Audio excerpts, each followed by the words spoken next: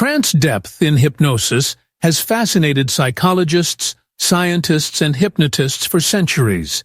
Various theories have emerged, each attempting to explain the nature of hypnotic states and how deep someone can go into trance. Some claimed there are 4 stages, others argued for 7 or even 9, but the truth is far more fluid. Trance is not a rigid process with clear-cut borders between stages. Instead, it is better understood as a continuum, a gradual deepening of focus and altered awareness. One of the earliest scientific approaches came from Ernest Hilgard and his colleagues who developed the Stanford Hypnotic Susceptibility Scale. This scale measures a person's hypnotic depth based on how well they respond to specific suggestions. Tasks such as arm levitation, post-hypnotic suggestions, and hallucinations are used to assess how far someone progresses into trance. Those who respond to most tasks are considered highly hypnotizable, while others may only reach lighter states. Another model comes from the Aron's depth scale, which divides trance into 5 stages: the hypnoidal state, light trance, medium trance, deep trance, and somnambulism. These stages are widely used in clinical hypnosis.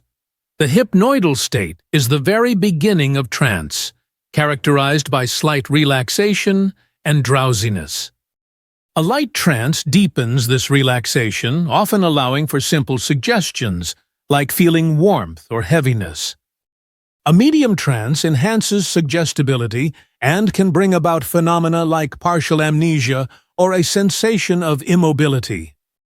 In a deep trance, individuals may experience vivid mental imagery, significant pain reduction, or even positive or negative hallucinations.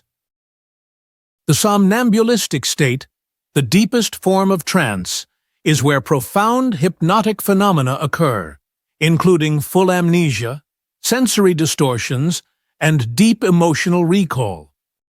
The term somnambulism itself is misleading. It dates back to the 18th and 19th centuries when hypnotic states were compared to sleepwalking. While this idea has persisted, the modern understanding is far more sophisticated. Somnambulism represents a state of heightened focus and altered perception, not unconsciousness. Another important theory comes from Hilgard's neo-dissociation model, which describes hypnosis as a state of dissociation. In other words, certain mental processes split off from conscious awareness as trance deepens. For instance, during deep hypnosis, a person may experience anesthesia, pain relief, because the conscious perception of pain is dissociated, even though the subconscious mind still registers the sensation. On the other hand, non-state theorists, like Nicholas Spanos, argue that trance depth is not about entering an altered state, but is instead a form of role enactment and focused attention. From this perspective, a person's behavior under hypnosis depends on social context, expectations, and the willingness to go along with suggestions. While state theorists emphasize measurable changes in brain function during trance, non-state theorists focus on how hypnosis works as a collaborative process between the hypnotist and the subject. Regardless of the theory, one thing remains clear. Hypnotic depth corresponds to changes in how we experience reality, particularly in how our generalized reality orientation, GRO, fades. The GRO is the mental filter we use to interpret the world around us. It allows us to categorize experiences, fit new events into pre-existing frameworks, and filter out what seems irrelevant. For example, as adults, we don't marvel at our front door or the morning light the way we might have as children. Our brains decide, this is familiar, move on. In hypnosis, our generalized reality orientation begins to fade. As the trance deepens, the mind becomes less critical and more open to new suggestions and impressions. Memories that were once ignored or buried can rise to the surface, while the hypnotist's words can take on a more vivid and influential quality. This fading of the GRO is why hypnosis enhances recall and allows us to bypass the barriers of the conscious mind. The subconscious mind, the basement of our thoughts, becomes accessible with every memory, habit, and suppressed emotion resides there, stored like boxes in a cellar.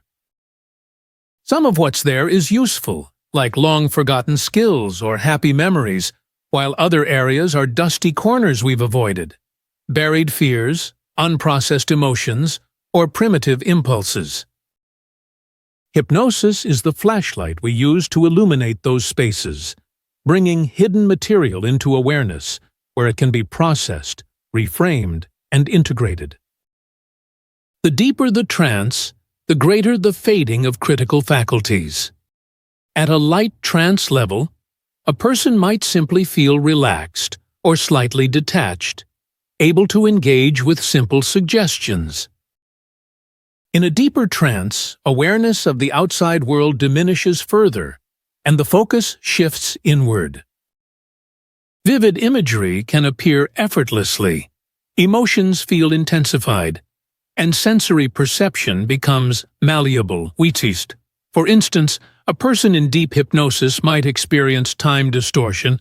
Half an hour could feel like 5 minutes.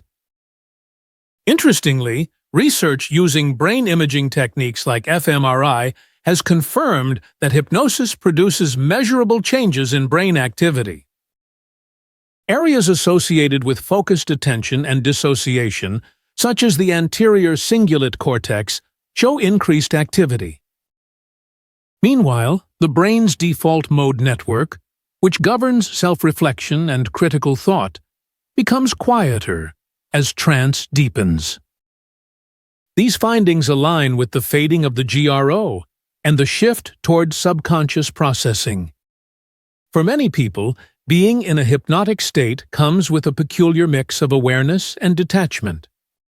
You know you could resist the hypnotist's suggestions if you wanted to, yet you feel inclined to follow along. This is sometimes called parallel awareness. The conscious mind is present but slightly distracted, allowing the subconscious mind to take center stage.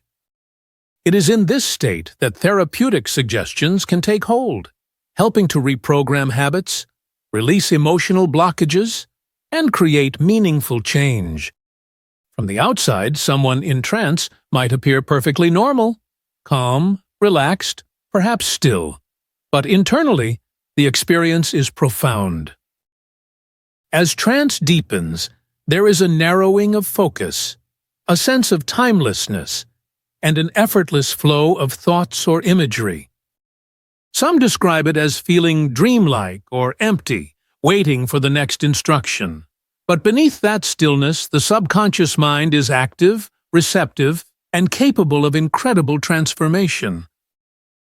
Trance depth, then, is not just a measure of how hypnotized someone is, it's a journey into the workings of the mind. Whether it's a light trance, where relaxation begins, or a deep somnambulistic state, where perceptions and realities can shift, each stage has its value. The true power lies in using this state as a tool to explore the subconscious, challenge unhelpful patterns, and create a bridge between conscious intention and deeper emotional change. The more we understand trance depth, the more we appreciate hypnosis as a profound evidence-based method for tapping into the potential of the mind. And while the theories may differ, the goal remains the same: to unlock pathways for healing transformation.